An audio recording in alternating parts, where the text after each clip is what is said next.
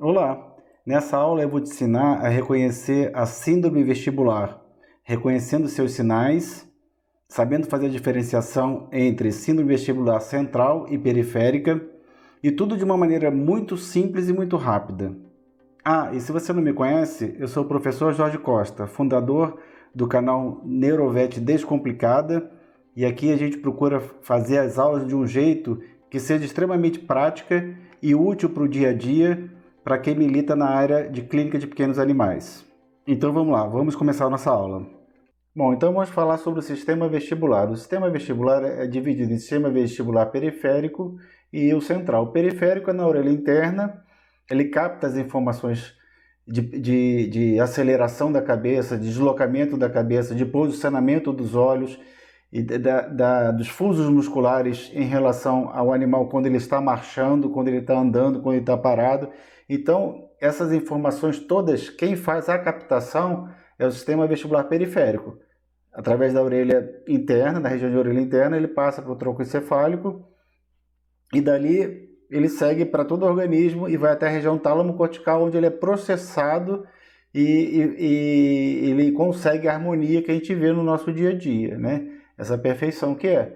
Só que quando existe algum desequilíbrio nessas funções, então a gente vai perceber essas alterações. Quais funções? Percepção do movimento de cabeça, percepção da aceleração, quando a gente está dentro do elevador, por exemplo. Se ele está subindo ou está descendo. Essa sensação que a gente tem, quem proporciona é o sistema vestibular central e periférico. O periférico capta e o central codifica. Posicionamento dos olhos em relação à cabeça através do reflexo vestíbulo-ocular. Então, se a gente tiver alteração, um desequilíbrio entre o sistema vestibular direito e esquerdo, né, que na verdade a gente tem duas orelhas internas, né, e consequentemente dois sistemas vestibulares periféricos, quando eles têm alteração em um, vai causar uma desarmonia entre eles, porque um faz feedback com o outro e as alterações vão aparecer. Posicionamento da cabeça em relação ao tronco. Então, quais são os sintomas básicos que a gente vai perceber quando há esse desequilíbrio? Por exemplo, o lado esquerdo deixa de funcionar, pode ser no sistema vestibular periférico ou no central, e a gente vai ter esse desequilíbrio. Então, quais são os sinais das síndromes vestibulares? Inclinação de cabeça, de modo geral, a grande maioria das vezes para o lado afetado, tem umas exceções que a gente vai falar mais para frente. A possibilidade de ataxia vestibular, que é muito comum, a presença de desequilíbrio, ou seja, o lado afetado ele fica mais fraco e o lado não afetado ele fica mais espástico, porque ele está funcionando, ele está mandando uma informação e não está tendo o contraponto que o outro lado está afetado. Normalmente ele anda em círculos pequenos para o mesmo lado da lesão, apresenta estrabismo ventral ou estrabismo ventrolateral, que não tem muito a ver com lesão nesses nervos que fazem a inervação do olho, mas sim pela incapacidade de coletar essas informações que vêm no sistema vestibular. Como a gente falou lá no começo, ele é importante para a posição dos olhos em relação à cabeça. E aí pode ter nistagmo, né? Nistagmo é um movimento anormal do olho. A gente vai mostrar alguns exemplos aqui de todos esses parâmetros que a gente está falando aqui. E o nistagmo pode ser vertical, de cima para baixo ou de baixo para cima, né? Horizontal e rotatório, que a gente vai ver. E a gente classifica o nistagmo sempre em relação à fase rápida dele. Então, a gente define a fase rápida e esse lado, a fase rápida é para o lado direito. Então, ele é um nistagmo horizontal direito, digamos assim. E, de modo geral, a fase rápida ela é contralateral ao lado da lesão. Não precisa se preocupar com isso. A gente vai mostrar muitos casos que vai ficar fácil de entender. E muitos animais apresentam cinetose. O que é isso, cinetose? O animal vomita, porque o centro do vômito está ali perto e o animal fica enjoado. No animal não é tão comum isso, no ser humano é muito mais frequente. Bom, então vamos deixar claro aqui que é uma síndrome, né? Não é uma doença. E de modo geral, quando o proprietário vê isso, e às vezes alguns veterinários, já falam que o animal teve um AVC, só por causa dessa inclinação de cabeça. Porque ele conhece um tio, um sobrinho, um parente que teve AVC e ficou meio tortinho. Aqui o animal fica com inclinação de cabeça, mas na grande maioria das vezes, cerca só de 15 10 a 15% é decorrente de acidente vascular. E aí, a grande maioria não é. Então a gente tem que fazer essa diferenciação. E o acidente vascular cerebral, né, o que está associado com a síndrome vestibular, é central.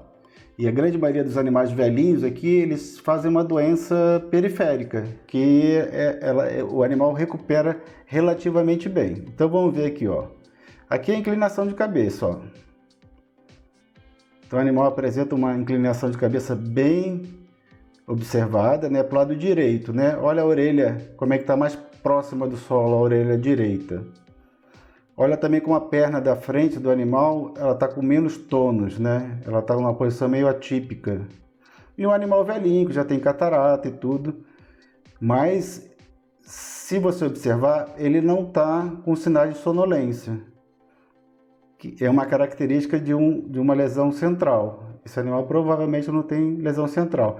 Mas olha como a posição de cabeça fica alterada, a posição dos olhos ficam alteradas. Isso porque existe uma disfunção do sistema vestibular. Então aqui é uma ataxia vestibular. O que é ataxia vestibular? É um desequilíbrio. O animal apresenta um desequilíbrio com inclinação de cabeça, com todas aquelas outras características que a gente já viu quando afeta o sistema vestibular. Então a gente tem que procurar sempre determinar, olhando o animal, que lado é. Que lado a orelha está mais próxima do solo? Aí é o lado direito também.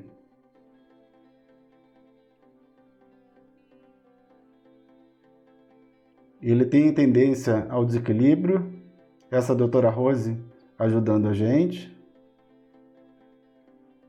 Olha, tem a tendência a cair para o lado direito. Olha, a orelha mais próxima do solo. Também tem nistagmo, né? Só que a gente não colocou ainda para vocês verem.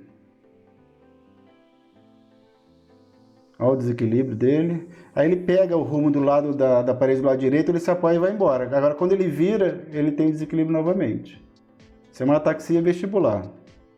E agora aqui, o andar em círculos curtos. Também bastante frequente nesse tipo de problema.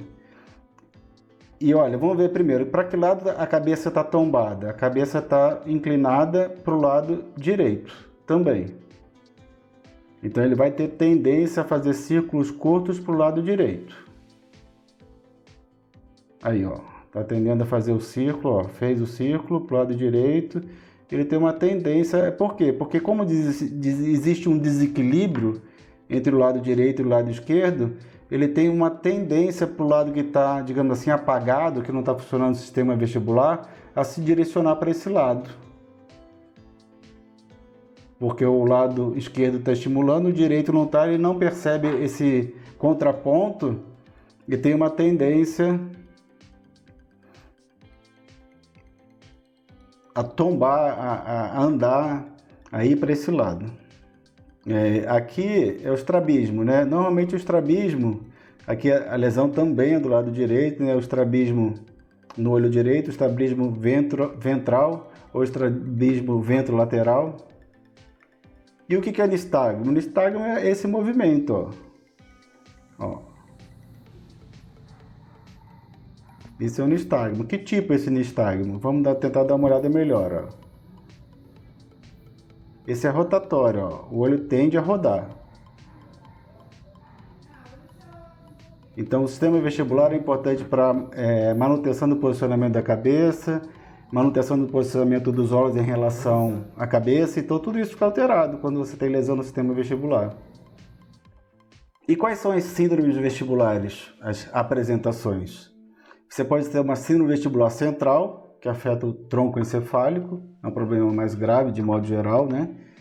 Pode ser periférico, pega o nervo, que nervo? O nervo vestíbulo-coclear, que é o oitavo par, né? Então, ali ele vai captar os impulsos do labirinto, né? Aí tem o labirinto ósseo, labirinto membranoso, perilinfa, endolinfa, células ciliadas. Tudo isso vai fazer com que o sistema vestibular identifique que existem alterações no posicionamento da cabeça, no posicionamento dos olhos, na aceleração do ambiente, na mudança de posição da cabeça. Tudo isso quem vai identificar é o sistema vestibular periférico, que isso está dentro da orelha interna. E aí essas informações ganham o oitavo par, e esse oitavo par vai levar essas informações para o tronco encefálico. Então aqui a gente vai tentar definir se o problema está na periferia, ou seja, basicamente no labirinto, ou na região de labirinto, ou no nervo vestíbulo-coclear, o oitavo par, ou se encontra no tronco encefálico, nos núcleos desse nervo que chega no tronco encefálico. Ainda temos a apresentação paradoxal, né, que é ao contrário do que se esperaria, ela é sempre central, e ela também pode ser bilateral, pegar os dois lados do sistema vestibular, o lado direito e o lado esquerdo. Bom, então aqui, ó, as síndromes vestibulares centrais, a síndrome vestibular central, ela vai atingir os núcleos vestibulares no tronco encefálico e suas conexões com o cerebelo. Então, é um problema basicamente no tronco encefálico.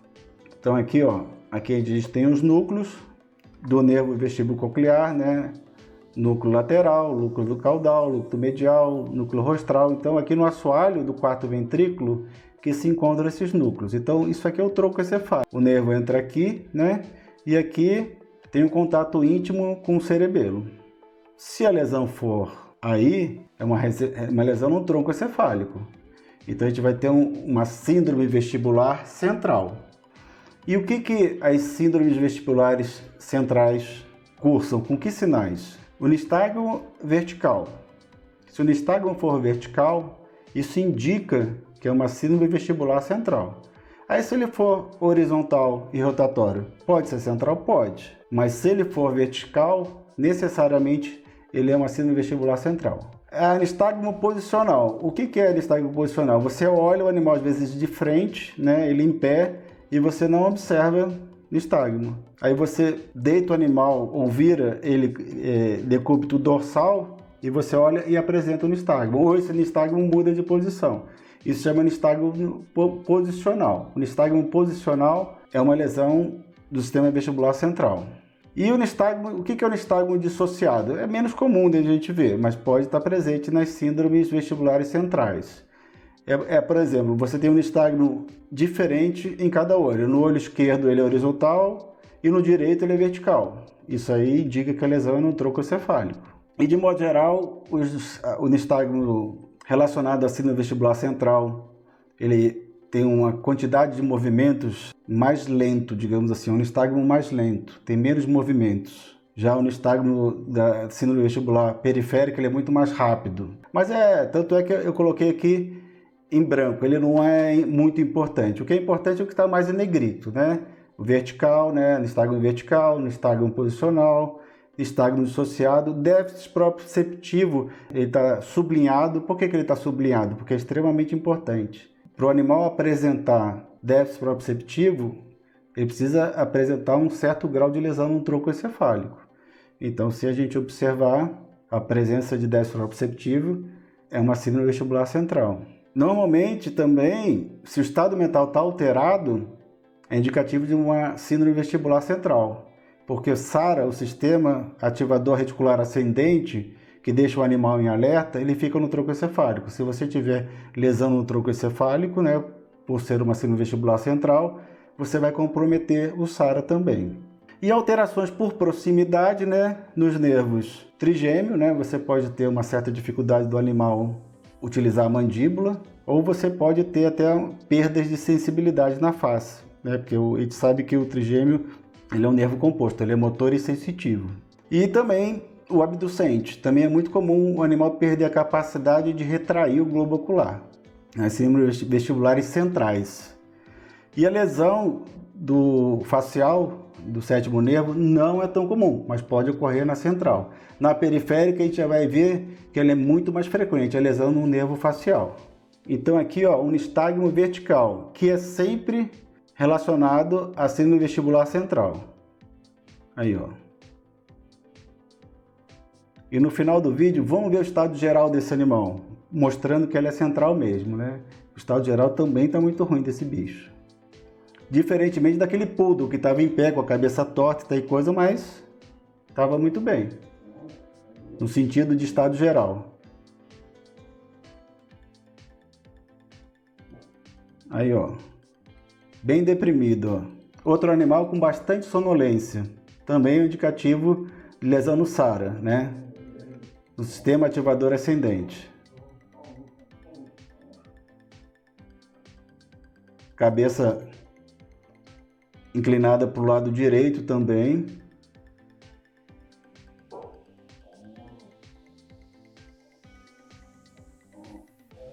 Aí tentando fazer a filmagem. Aqui, ó, a gente vai ver o estrabismo, né? Dá para ver bem nesse caso o estrabismo.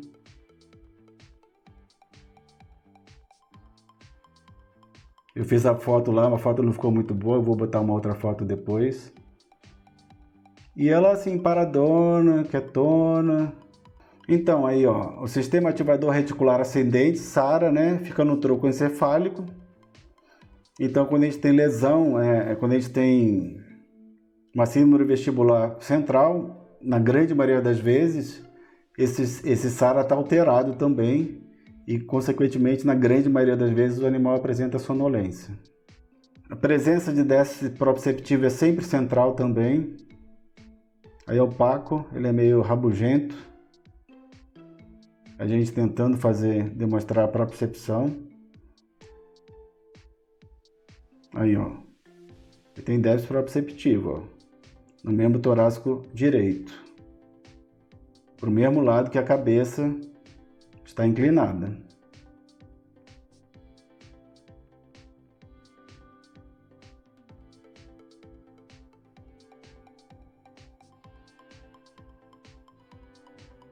Já está pensando em me morder?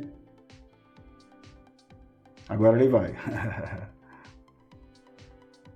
Até que o estado geral dele não está muito ruim não, até que está bom. Mas o déficit proprioceptivo é muito indicativo de ser uma síndrome vestibular central. E a síndrome vestibular periférica? As estruturas que estão afetadas ou é o nervo vestibular, que é o oitavo par, ou os receptores que se situam na orelha interna. Então a lesão é na periferia, não é no tronco encefálico. É a região ali da têmpora do animal, né? No osso petroso, né? Onde fica os canais semicirculares, onde fica toda a estrutura vestibular periférica.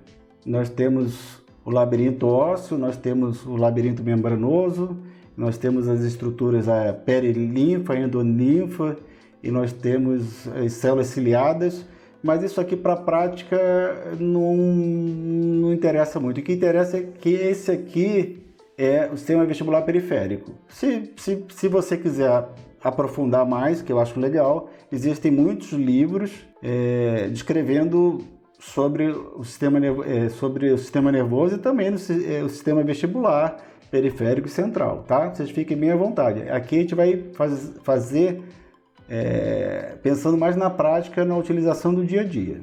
Bom, então na síndrome vestibular periférica, o que a gente vai observar normalmente? O estado mental é normal, porque não tem lesão em tronco encefálico, não tem lesão no SARA, ele não tem alteração. Isso é importante a gente procurar ver. A velocidade do nistagmo. O nistagmo aí, na periférica, normalmente ele é muito rápido. Bem mais rápido do que quando o problema é central. E o nistagmo pode ser horizontal ou rotatório, nunca vertical. Se ele for vertical, ele não é periférico. E aqui, ó, também em negrito não, né? Em preto, digamos assim, né? E sublinhado, ausência de déficit proprioceptivos. Porque está lá na orelha interna. Aqui a gente não está mexendo em tronco encefálico. Um animalzinho. Você vê o estado geral dele. Ele é bom, a carinha dele, está bem espertinho. Ele tenta andar. Ele apresenta até rolamento. Ele rola sobre o próprio eixo. Por que ele apresenta rolamento? Porque o lado esquerdo está estimulando, né? Porque está funcionando bem. E o lado direito não funciona. Então ele apresenta até rolamento sobre o próprio eixo. Aí também, por coincidência, para o lado direito, uma inclinação de cabeça bem acentuada. A recuperação normalmente é bem mais rápida também, né? A gente não vai falar de doenças hoje, a gente está falando só de síndromes. Então, numa outra oportunidade, a gente vai falar de doenças, né? Então, a gente não vai entrar em doenças hoje. E aí, ela já conseguindo o equilíbrio, a cabeça ainda está torta, mas a cabeça demora mais a voltar mesmo. Tem animal que demora até 3 meses para o posicionamento voltar ao normal. Bom, então aqui eu falei que o estado mental, na síndrome vestibular periférica, o estado mental é normal, o nistagmo é normalmente mais rápido, não tem déficits proprioceptivos, e agora eu incluí dois tópicos importantes. Pode apresentar síndrome de Horner, nos casos de otite, e pode apresentar paralisia do nervo facial, também nos casos de otite. Como a otite pega o sistema vestibular periférico, e é uma das causas da síndrome vestibular periférica, ali passam estruturas que podem ser comprometidas. Qual é a estrutura? É a fração simpática que inerva o olho. Aí apresenta a síndrome de Horner. O que é a síndrome de Horner? O animal apresenta miose, a pupila fica pequena. Por que a pupila fica pequena? Porque a fração simpática é para causar midrise. Você comprometeu a fração simpática, você liberou o parasimpático, só o parasimpático está trabalhando. Então, o parasimpático forma miose. Então, se tem miose, existe a terceira pálpebra fica protraída, ela fica bem visível nesse olho também. Tem uma certa pitose palpebral, o olho fica mais fechado e a cabeça inclinada, todos os outros sinais da síndrome vestibular, mais os sinais da síndrome de Horner. E também pode apresentar paralisia do nervo facial. Aqui é muito mais comum do que na central, apesar de eu ter colocado na central, mas eu não botei em preto, eu botei em branco. Por quê? Porque aqui o nervo facial ele passa dentro da bula timpânica praticamente. Então se ali estiver inflamado, se ali estiver infeccionado, isso pode causar uma neurite e causar uma paralisia facial. E o animal, como é que a gente testa o facial? A gente testa tanto o trigêmeo quanto o facial, né? A gente testa o teste de o reflexo palpebral. Quando você bate, você está estimulando o trigêmeo e ele tem que responder pelo facial. Então aqui ele não vai conseguir responder pelo facial. Então vamos ver aqui, ó. Essa aqui é uma síndrome de Horner característica, ó. O olho está mais fechado, o olho direito, existe miose, a terceira pálpebra está protraída e o olho está mais fechado. Existe um pouco de pitose palpebral. Esse animal foi tomar banho no pet shopping e voltou assim. Não sei se jogaram água lá dentro, não sei se jogaram ar lá dentro. Então isso indica muito uma síndrome vestibular periférica com lesão direta de alguma coisa que jogaram no ouvido do animal. Não sei dizer. Então aqui é no dia seguinte, ó, um dia depois. Ele não conseguia se locomover no primeiro dia aqui, já está se locomovendo, praticamente não tem mais inclinação de cabeça. E a síndrome de Horner ainda continua presente, mas já está muito menos perceptível. Bom, então aqui é a síndrome de Horner, né? Lá do hipotálamo, onde se origina o nervo simpático, né? Ele percorre o tronco encefálico, percorre a medula espinhal e na altura ali de T1, T2, T3 ele sai, o tronco simpático, aí tem o gânglio cervical, aí ele passa aqui, ó, dentro da bula timpânica para depois inervar o olho. Se essa região estiver inflamada, pode ser que essa função, essa ação simpática seja perdida e aí você tem a síndrome de Horner. Outra possível alteração é a falta de reflexo palpebral, por comprometimento do sétimo par craniano, o facial, que entra no mesmo orifício do vestíbulo coclear. Então, quando existe uma inflamação no ouvido médio, é relativamente comum existir a neurite do facial e, consequentemente, a perda do reflexo palpebral, como a gente viu aqui. Então aqui, ó, ele está demonstrando, ó, o nervo vestíbulo coclear entrando aqui, ó, esse nervo aqui, e aqui o nervo facial, o sétimo par. Ele está entrando aqui, ó, no mesmo orifício, ele vai passar aqui do ladinho da orelha interna. Passando por aqui, ele vai inervar, através de uma inervação motora, toda essa região. E como ele está inflamado, a região está inflamada, a região de ouvido interno, o animal também acaba tendo paralisia facial. A síndrome vestibular paradoxal, como o próprio nome já diz, é uma situação que não se espera. Ela é sempre central e a inclinação de cabeça é para o lado oposto à lesão. Mas o déficit proprioceptivo é sempre do mesmo lado. Então, como é que a gente vai determinar? a gente vai perceber aonde está o déficit proprioceptivo. Ele que vai dizer para a gente qual o lado da lesão. E se a cabeça estiver virada para o outro lado, se estiver inclinada para o outro lado, aí é uma síndrome vestibular paradoxal. Mas por que isso acontece? Isso acontece pelo envolvimento do cerebelo. E com esse movimento do cerebelo, a cabeça acaba inclinando para o lado errado da lesão real. Assim também como o nistagmo acaba sendo a fase rápida para o lado da lesão, que sempre o nistagmo, a fase rápida, é do lado oposto à lesão. E as causas mais prováveis são neoplasias e as encefalites, mas também a gente não vai entrar muito em detalhe nisso não. E para terminar as síndromes vestibulares, ela também pode ser bilateral, onde não existe inclinação de cabeça, existe um balançar de cabeça bem acentuado, né? Bem exagerado mesmo, de um lado para o outro. Normalmente ela é periférica, geralmente não se observa o nistagmo, porque os dois lados estão afetados, então acaba o olho sem saber para onde ele ir. Como ele não sabe para onde ir, quando você testa o reflexo óculo-cefálico, você vai virando a cabeça do animal e ele tem que ir corrigindo o olho em relação ao posicionamento da cabeça, ele também não consegue fazer isso, porque existe lesão nos dois lados do sistema vestibular. E é mais comum em felinos. Bom, qual é o tratamento? O tratamento é sintomático, basicamente, né? Assim, a gente falando em síndromes, né? E essas medicações são mais utilizadas para cinetose, para evitar o vômito. Mas qual é o tratamento? Eu quero saber qual é o tratamento. Então, a gente tem que deixar bem claro aqui que aqui é uma síndrome. É mais ou menos como você atender um gato. O gato vai chegar para você, ele vai estar quietinho e não quer comer. Mas o que esse gato tem? Pode ser um monte de coisa. Então, a gente vai ter que fazer vários exames para tentar chegar ao problema dele. E aqui é só uma síndrome para localizar o problema. Não é uma doença. Então, o problema está onde? Está no sistema vestibular. Aí você tem que determinar, ele é central ou periférico? Ele é central. Então, tá bom. Então, a gente tem que direcionar para certo tipo de situação. Não, ele é periférico. A gente tem que direcionar, pedindo exames laboratoriais, né? Lista de diagnóstico de diferencial é totalmente diferente. E, de modo geral, as síndromes vestibulares centrais, elas são mais complexas de você se firmar o diagnóstico, né? E normalmente o prognóstico é um pouco mais grave do que as periféricas. Mas isso não quer dizer que a gente não tenha que tratar adequadamente as periféricas também. E quais são as doenças vestibulares? A gente tem que usar aquela técnicazinha do Dinamite 5, né?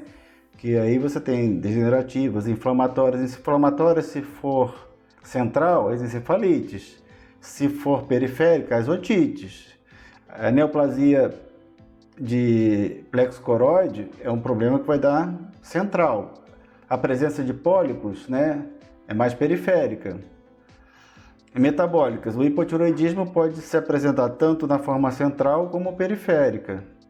A idiopática, né? A idiopática é uma causa periférica bastante comum em cães. Eu diria que cerca de 50% das doenças vestibulares periféricas de cão são relacionadas à idiopática, né? É a síndrome vestibular idiopática do cão senil. Traumáticas ou tóxicas.